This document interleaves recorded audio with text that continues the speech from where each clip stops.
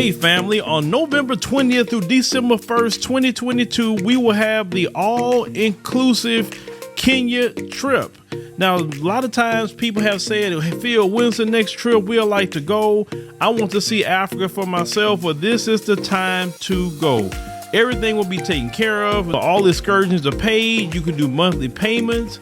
You know, they'll have safari and a 6-city tour. You will see Charlie Island, which is something that we did not see last time on the tour. This tour will be 12 days instead of 7 days. So make sure to secure your place on the trip by going to www.wbsvs.com, make your deposit, and then you can start making your payments, and we'll see you in Kenya. So a number of HBCUs has been seeing a surge in enrollment numbers, with a lot of our children. Now, they said part of it has been, sparked by the Black Lives Matter movement. I would say on the ground, not the part that Patrice Cullors and them is involved with. Nobody inspired by them, right? More and more black people are seeing racism, white supremacy for what it is. And we see at these PWIs, or predominantly white institutions, that's the law of the land there as well. Because we know white supremacy infects every part of society, which education is part of society.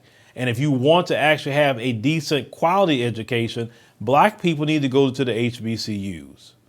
If all of our talented brothers and sisters who play sports go to the HBCUs, if some of our most talented brothers and sisters who are just educated and smart coming out of high school would go to the HBCUs, you can make those campuses look no different than the PWIs. Because I'm sorry, we complain about racism, but begging these people to treat us right. I don't get that. It doesn't make sense when you got HBCUs to go to. Y'all like to shame black people into voting. Why don't you shame black people into going to HBCU? Do that. Y'all love to try to shame people on stuff that don't even amount to anything. Now, a brother by the name of Randolph Smith, he's 19 years old. He said he applied to Morgan State University in 2021, a year after the global protests erupted over the white supremacist race soldier killing of George Floyd and Breonna Taylor, and the racial motivated shooting of Ahmaud Arbery. He said, it was like, yeah, I got to be around my people. He said, now Smith, who is now a freshman, said to the news, he said, I told myself this is improving myself and I'm improving my mental health. Racism, white supremacy is the greatest attack on black mental health in America. Smith is among a slew of other students who have decided to attend HBCUs after the movement. It said Morgan State's freshman class has doubled since last year. It said North Carolina A&T State, Prairie View A&M, and Howard universities also have reported higher enrollment numbers since the summer of 2020. It is a welcome news to the nation's more than 100 HBCUs that saw a dip in enrollment before the protests. It said data shows the number of HBCU students, declined by 11% from 2010 to 2019. About 10% of the black students attending the schools, and they produced 20% of the graduates. Now, Morgan State freshman Trayvana, Jefferson said she chose the school because of the access to financial aid and the sense of security it offers her. She said, I do like being around black people. We all relate. I love it. It brings more comfort and a bit more security. Yeah, I feel safer here. Now, if you have any issues at school with people, because, people will have issues just as human beings, at least it's not because you're black. It's just whatever it may be. And that in itself is good enough. Now, I say more students enrolling in HBCUs means more financial backing for the school. Some HBCUs have weathered financial problems because of lack of funding. At the same time, many still trying to find a balance. Now, out-of-state students, applying to North Carolina A&T University for the fall of 22, rose about 30%. While in-state applications dropped about 1.5% over the past year. Florida Memorial University saw its enrollment numbers plunge for 10 years or witnessed its first increase in August 2021, just a year shy of the protests, which lasted throughout the summer of 2020. And the total revenue from HBCUs from 2019 to 2020 was $9 billion, with $1.9 billion from student tuition and fees. The schools spent $8.4 billion, of which $2.3 billion was spent on instruction, according to the National Center for Education Statistics. In 2019, former President Donald Trump signed a bill into law that restored $250 million in funding for HBCUs.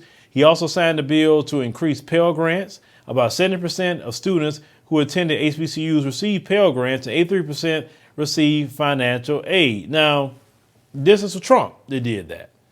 So, I always say this, you could have got more out of Trump than these Democrats. But when it was time to go talk to Trump, your CBC members didn't even want to go talk to him. They walked out the room because acting like children because they were mad because they didn't have a Democrat whatever. But other people that went and sat down with Trump, they got something out of it. The HBCU presidents that went and talked to Trump, they got something out of it. That was like the worst thing ever that the CBC did was just walk out the room. Don't even like acting like petulant children.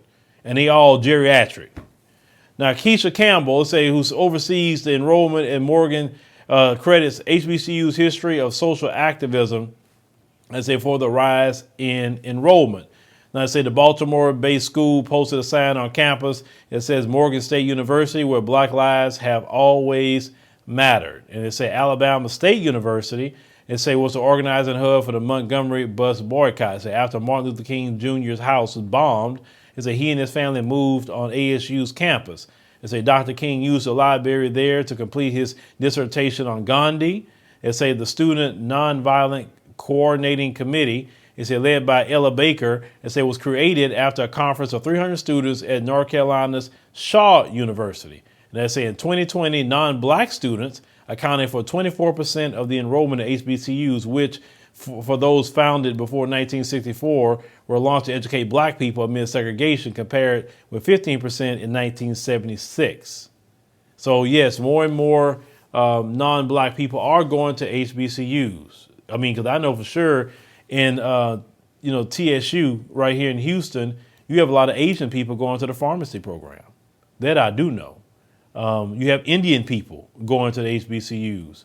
We're not talking about brothers and sisters that come from the continent or from the Caribbean. We're talking about those two groups that I know of for sure going. Some white people are going, to the HBCUs for many reasons. So black folks, you need to make sure that you're the main person on the campus. You are.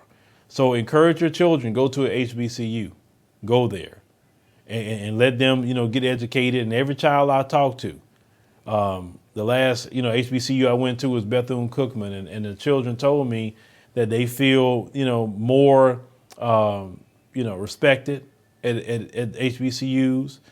They feel the teachers care, and they say they didn't get that at PWIs. But y'all let me know what y'all think about this, particular story. Please get your kids in an HBCU. If an HBCU got issues and problems, that can be fixed. We can't just run away from everything that black folks have, because you run away from it, other immigrants go come here at those schools, and then when those schools become 50% or 60% non-black, then you're going to be complaining. Go yourself to HBCU, bring your talents to the HBCUs. That's why I love what Deion Sanders is doing with Jackson State. I love it because he's really making some changes. We live in a world where femininity, marriages, family, and courting is no longer valued. We live in hookup culture, situationships, and struggle love. The number one reason women struggle in long-term relationships, number one, femininity, and number two, staying in a relationship or entertaining people longer than the woman should. My name is Danielle DeVita, and I'm a relationship and femininity coach. I've been married for 12 years, and I want to help you get on your feminine journey and vet for the right man today. For more of my content, you can visit MrsDanielleDeVita.com, or you can go to YouTube, Instagram, or my Facebook page. Get on your feminine journey today.